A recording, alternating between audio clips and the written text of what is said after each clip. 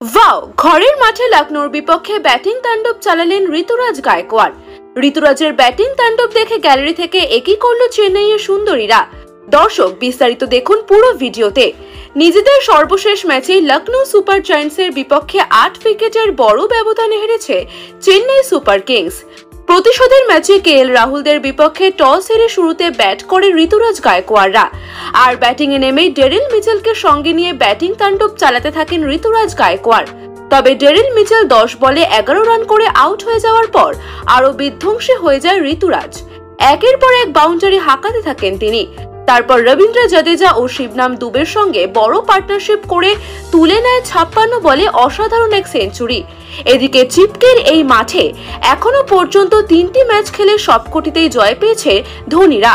তবে চেন্নাইয়ের মতো চিপকে সফল পেসার মুস্তাফিজও নিজের শিকার করা মোট 11 উইকেটের মাঝে 8 উইকেট নিয়েছেন এই মাঠে। এদিকে ঘরের মাঠে অসাধারণ অবিশ্বাস্য ব্যাটিং করে ঋতুরাজের ব্যাটিং তাণ্ডব আর সেঞ্চুরি দেখে গ্যালারিতে ছিল উত্তেজনাপূর্ণ।